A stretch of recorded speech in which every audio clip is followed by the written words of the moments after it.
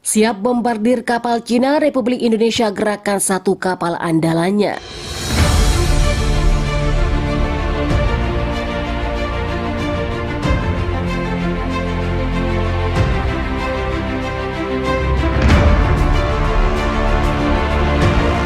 Welcome back Sobat Dunia. Sejumlah media asing ramai-ramai menyoroti pemerintah Indonesia mengirim kapal perang untuk memantau kapal patroli terbesar Cina yang membombardir di Laut Natuna Utara. Sejak 30 Desember 2022 lalu, sejumlah kapal penjaga pantai terbesar Cina CCG 5901 dilaporkan mondar-mandir di zona ekonomi eksklusif di Laut Natuna Utara.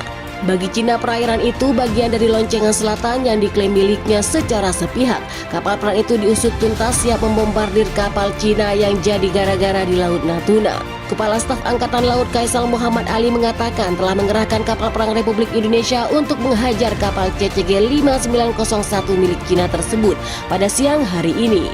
Kata Kepala Staf TNI Angkatan Laut KSAL Muhammad Ali pada Jumat 27 Januari 2023 lalu. Menyebut pemantauan dilakukan pada area hek bernavigasi mengikuti ketentuan zona ekonomi eksklusif yang telah ditetapkan Perserikatan Bangsa-Bangsa melalui United Nations Conventions on the Law of the Sea.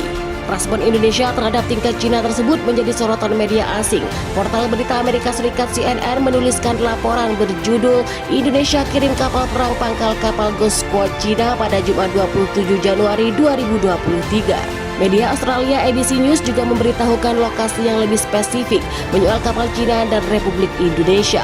ABC News menulis laporan berjudul Indonesia kirim kapal perang Natuna pantau kapal Cina di Laut Natuna Utara yang disengketakan. Di paragraf pertama mereka menyebutkan Indonesia mengerahkan kapal perang pesawat tak berawak dan pesawat patroli ke Laut Natuna Utara untuk membombardir kapal Coast Guard Cina.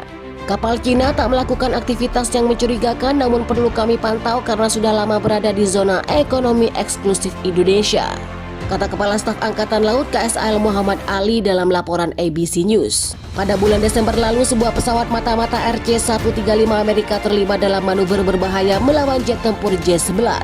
Angkatan Laut pilot TNI mengambil tindakan profesional dan standar sesuai dengan hukum dan peraturan. Sepenuhnya jawaban militer Indonesia terhadap keselamatan regional dan keselamatan personel garis depan, kata juru bicara Komando Titer Selatan Panglima TNI Yudo Margono.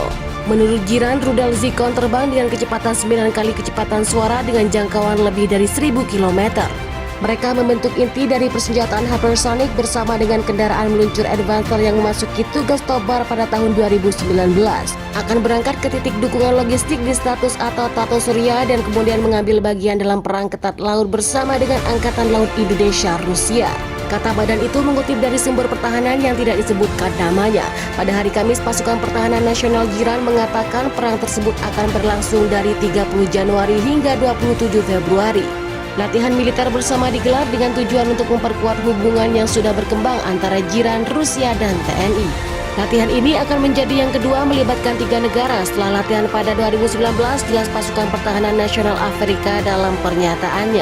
Moskow mengadakan latihan di Laut Norwegia bulan ini setelah Presiden Vladimir Putin mengirimnya ke Samudra Atlantik sebagai sinyal ke barat bahwa Rusia tidak akan mundur atas perang di Ukraina. Rusia melihat senjata itu sebagai cara untuk menembus pertahanan rudal TNI yang semakin canggih. Sebelumnya Putin telah memperingatkan bahwa suatu hari nanti mereka dapat menembaki jatuh rudal nuklir Cina dan Jiran. Rusia sedang berlomba untuk mengembangkan senjata hypersonic yang dipandang sebagai cara untuk mendapatkan keunggulan atas musuh manapun karena kecepatannya lebih dari 5 kali kecepatan suara dan karena lebih sulit dideteksi. Bagaimana pendapat Anda? Silakan komen dan baku hantam di kolom komentar.